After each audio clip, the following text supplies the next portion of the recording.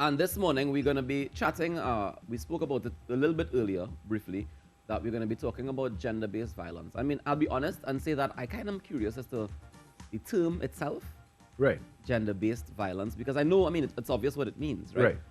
But like, I'm always curious about how we got there, how we got to laying it out like that, and how can we deal with and fix the problems that generate and perpetuate gender-based violence, because it works in both ways, you know, for both. It really does. both It really genders. does. Yeah. And to help us discuss that a little bit more, I want to welcome this morning artist, activist, and academic, Amilka Sanatan. Good morning to you, Amilka. Good morning, good morning, good morning. And also Shanice Webb, who is the president of the Trinidad Youth Council. Good morning, Shanice. Good morning.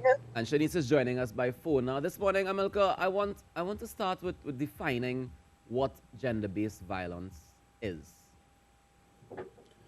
Gender-based violence refers to violence which is driven by an attack on certain groups because of gender ideals. So that's a long way to say that we are violent towards persons because they may fail to meet up to a certain gender idea, or our ideas about what it is to be a man stereotypically, or what it is to be a woman stereotypically, is the source upon which we enact violence against someone else. And that is why we create violence against women and girls. We have violence against certain men, which is also a form of gender-based violence, and even violence against children.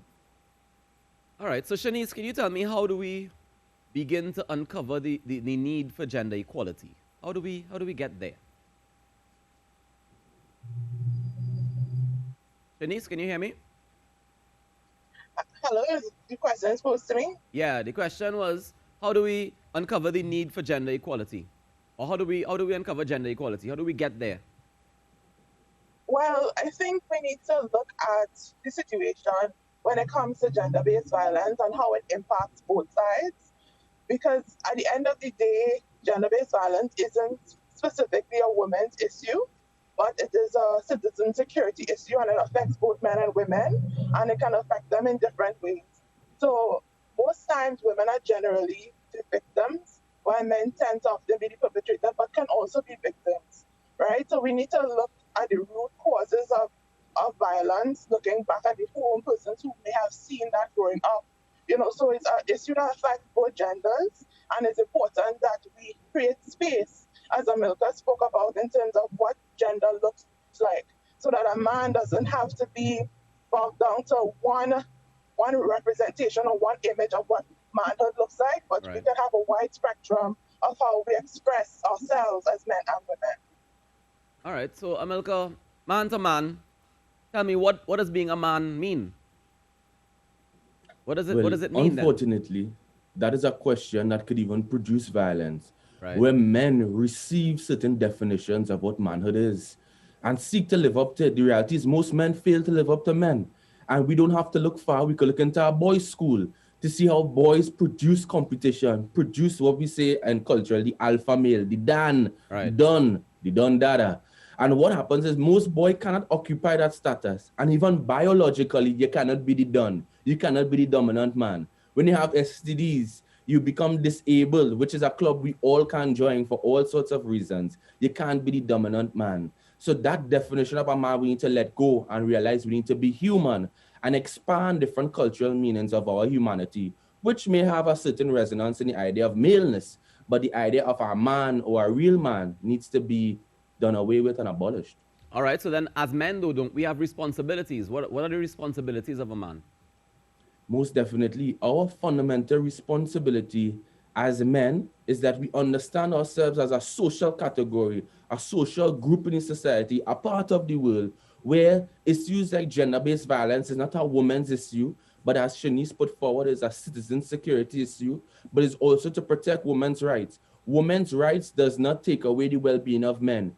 We have daughters, we have sisters, but we are also empowered by women's rights because it is labor rights. It is about rights about our environments to make sure we all can enjoy safety. So men are better off with women's rights because that is defending their human rights, and men also have human rights that should be enshrined. You see, this topic can get very, very touchy very quickly because I know that everybody's affected, or at least they should be, by what we've been seeing going on in our community and around. Janice, do you think we hold boys, men accountable enough or at all? I think that's a difficult question, and I think most times we don't, right? I think it's important to understand the root cause of why someone will perpetrate an act of violence, right? It's important to understand why, but accountability is important. We cannot neglect the level of accountability, but we also live in a society where a lot of times when something happens, people say, oh, well, if that was me, I would have done this and I would have done Y. And, speaking to intimate partner relationships and even issues of infidelity where we excuse certain forms of violence against women. So I think accountability tends to be lacking. And also we need to make sure that we have systems whereby persons are held accountable through the judicial systems and victims are kept safe. Amilcar, do you know if any of those systems are in place currently? Yes, a number are, and this is why the civil society work historically has been important, of working with communities, working with parent-teachers networks, working with schools and the teachers unions to support this type of work, doing sensitization with Trinidad and Tobago Police Service, who have welcomed this, probably not to the extent that we would like, but they have welcomed it. For example, I've done work with the communications department where they create even champions to speak out against gender-based violence and do their media comms. So this work happens. We have the gender-based violence unit in Trinidad and Tobago that was established this year. But the issue that policy-wise, we focus a lot on the survivor. We have yet to really make a turn in a policy shift to focus on the perpetrator, not just in terms of getting them into the justice system, but to think about men's responsibility who are disproportionately perpetrators of gender-based violence, fundamentally violence against women, but also violence against men. We need to take a message of gender and masculinity to transform that. When we think about the risk migrant women face, they face in terms of violence against sometimes their own partners, migrant men, but also local men here with their values of gender. So these are the types of conversations we have to render justice in our society and a sense of safety. Doesn't it feel overwhelming sometimes? Can you repeat the question? Sorry. I was just asking if it doesn't feel overwhelming sometimes. Like how do we channel and focus to have this conversation and get resolve out of it? I think there needs to be open ears on both sides to really understand what is actually happening in communities and families, looking at the economic situation and how does that impact people's relationships in real and actual ways.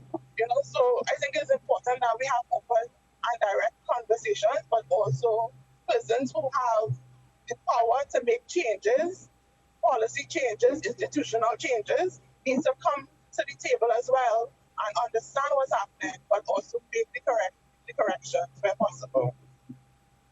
If I may add to Ruckus, yes, come on. Quickly. Go ahead. Sorry to interrupt. I think there's no greater political act than to enter a yard. Some people have bell, some people have gate, but to enter a yard with a just cause. In my lifetime, and I'm 31 years old, the types of conversations you are asking are very different from what I had to respond to 10 years ago, where if some woman look for that, what about some woman that misbehave? To see a male person on the media, national media, ask questions, which not as problematic, is to show me a shift in the culture. To see people still say protect women now, but are talking about men's responsibility. I live to see that discursive shift where we have to put accountability at. So the inequalities surely are overwhelming, but so we must have a crusade from the side of justice to be as long-term, to be as resilient, and to be as widespread as the social injustices we seek to change. And this is one layer to it, right? Because recently I read a very scary story where, the young lady got into the car and was later found, her body was found days later. And the neighborhood, as in the community, came out saying, well, yeah, we know that car does interfere with girls, so nobody doesn't take that car. How do we get it to trickle down from policy level? Because we can create policy, but if the community, if that's supposed to protect its residents, isn't doing that, how do we go forward? I feel like there's a block somewhere, and it's not just policy. I think it's also us as people. Amilka, you can I feel think free to. also, Yeah, go ahead, Shanice. yeah, I think that the reality is that we do live in a small country, Mm-hmm. and a lot of times people feel fear to report someone or to be seen as someone that is, quote unquote, snitching on somebody. So I think being able to address those sort of social norms whereby we kind of normalize certain levels of violence, but we seek to, really seek true justice just for victims or potential victims to make sure that persons that are committing violence or maybe seen as committing violence are held accountable and make sure that the police are able to properly execute their job, but also beyond that, persons are able to remain safe. Do you think having something like a sex offenders registry would help, or would hurt, or would affect it in any way? It most certainly will be able to help in certain instances, right? Where people are living in different communities, we need to ensure that communities remain safe and people are aware what's actually happening. I think that is something that's important that we need to be able to discuss. Shanice, I have a question for you again. The Youth Council, the Trinidad Youth Council, how do you guys approach dealing with gender-based violence? So we see it as a really key and critical issue, and it's one of the things that are part of our mandate going forward. And we are going to be working on a project, a part of the UN Women Spotlight, where we'll be seeking to address issues of gender-based violence amongst young people, being able to do an advocacy training program so that young people are able to take back that knowledge to their different groups and their communities and share what is really required to address gender-based violence and understand what a world of free and help young people to imagine a world free of violence and how we can really shape that world. And Amilka, you're a man on the ground. You're talking to people every day, dealing. You're an activist, right? Activist, academic, and what was the other one we had? We had written artist. An artist. Doubles man too. Right. Doubles connoisseur. And you've been talking to people. You engage with people, and you mentioned earlier, that mentality of wanting to be the don, that takes prevalence in schools, in society in general, when men meet across the board. But do you think that there is something else deeper than that, like something else because not everybody will be the don, right? And there's going to be one man who's going to be, let me say, the man who's the man, right? But there are other men. Is it that they are trying to be the don as well, or is it that they just want to feel like part of the crew? Does that happen? Is peer pressure a factor in this?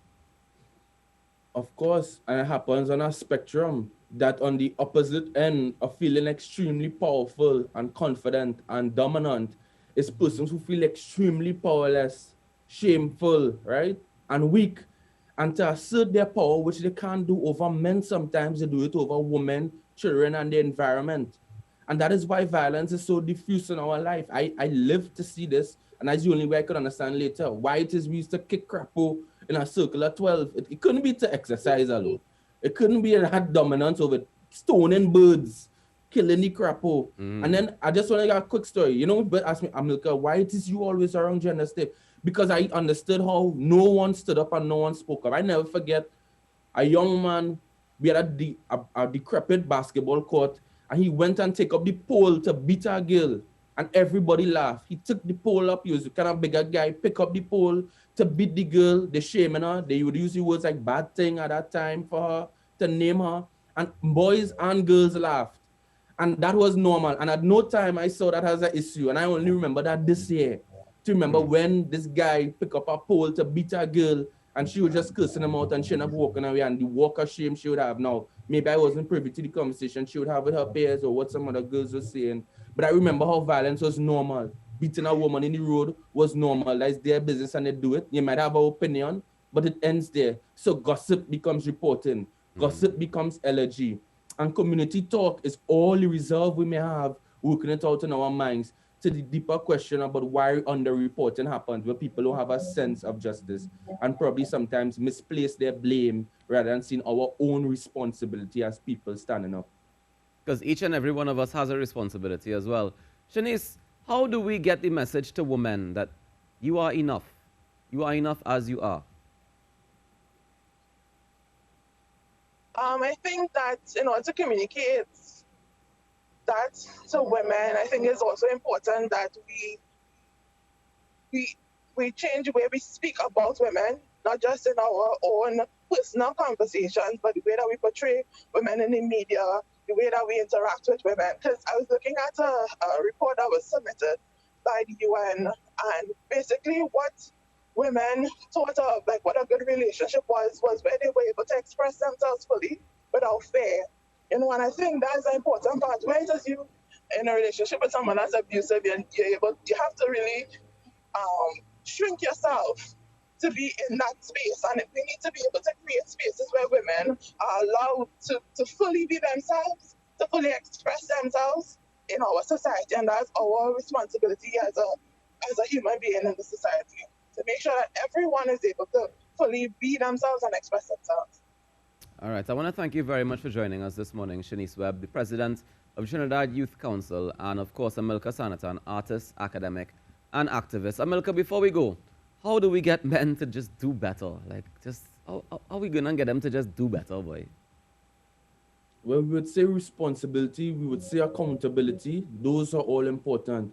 We would say be good men, and I challenge that because I don't think this is good men and bad men, but a social environment that gives men certain ideas. My thing is, we need to be just, we need to be fair, and we need to be invested in equality.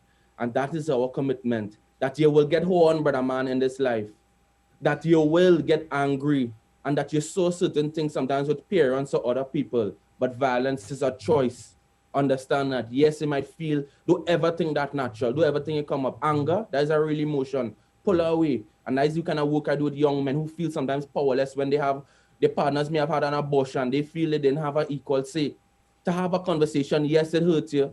Yes, the situation didn't work out in the way you may have wanted, but she wasn't ready to have you as a father in her life. That was her choice. Bro, you're angry, but you don't have to be violent. And these are the types of conversation we have when we're a little bit closer to life and we stop speaking out of our echo chambers. Well, that's a fantastic way to wrap this up. Thank you guys very much for joining me this morning. We'll be chatting again soon. I'm pretty sure about it. Take care.